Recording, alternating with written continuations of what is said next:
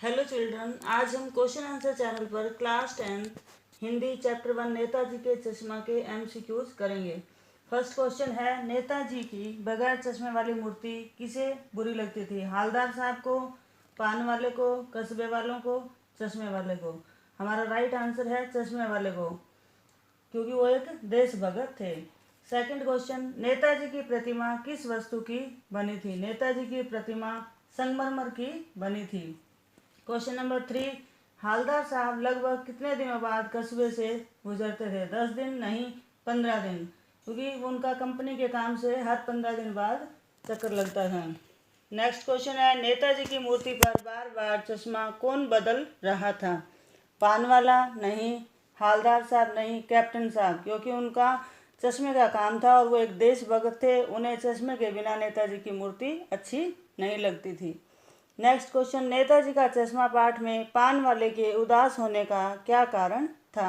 मूर्ति पर चश्मा न होना? नहीं, कैप्टन की मृत्यु, क्योंकि कैप्टन की मृत्यु से पूरा बाजार बंद था और वो उससे दुखी थे।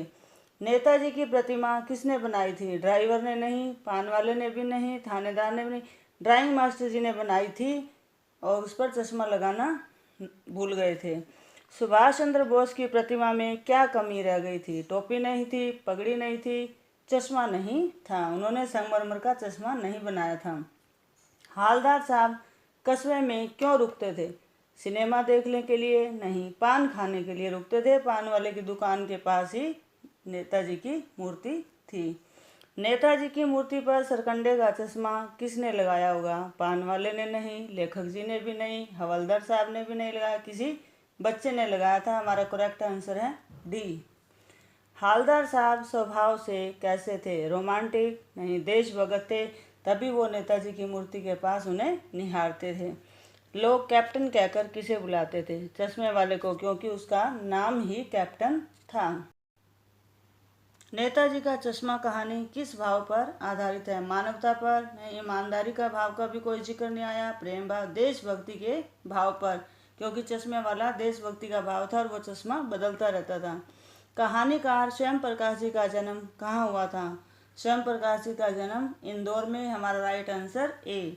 दिल्ली चलो नारा किसने दिया था? दिल्ली चलो का नारा सुभाष चंद्र बोस ने दिया था, वो हमारा करेक्ट आंसर हुआ सी। नेक्स्ट क्वेश्चन है, चौराहे पर मूर्ति किसने लगवाई थी? ग्राम पंचायत ने? नहीं, नगर पालिका ने चौराहे पर नेताजी की मूर्ति लगवाई थी। Correct answer B. चौराहे की सारी दुकानें बंद थी क्योंकि हड़ताल थी, या हवलदार साहब जी का तबादला हो गया था? नहीं, रविवार का दिन भी नहीं था, कैप्टन की मृत्यु हो गई थी। Right answer is D.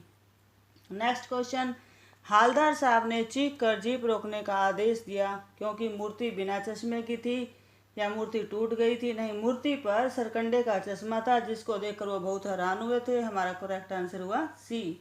पाठ में गिराक शब्द का क्या अर्थ है? गायब होना भी नहीं, गिरा हुआ भी नहीं, दुकानदार भी नहीं, खरीदार। ग्राहक होता है खरीदार, तो हमारा राइट आंसर है डी।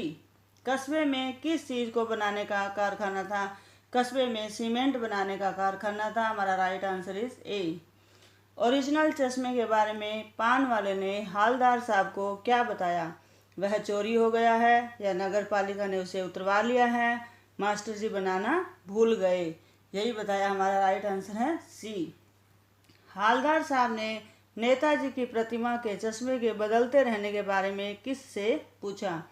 ड्राइवर से? नहीं, चाय वाला वहाँ था नहीं, पान वाले से पूछा गया। तो हमारा राइट आंसर सी। देशभक्ति की भावना किस पर निर्भर करती है? धन पर नहीं, बल पर नहीं, शान पर नहीं, हमारे मन पर। जो देशभक्ति की भावना है वो मन से उभर कर आती है। हमारा right answer is D. Next question, हवलदार को किसका मजाक उड़ाना अच्छा नहीं लगा?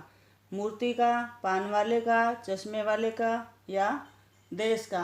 हवलदार साहब को चश्मे वाले का, क्योंकि हवलदार साहब को लगता था किसी देशभक्त का मजाक उड़ाना अच्छा नहीं है, इसलिए उन्हें बुरा लगता था। तो हमारा राइट आंसर इज सी।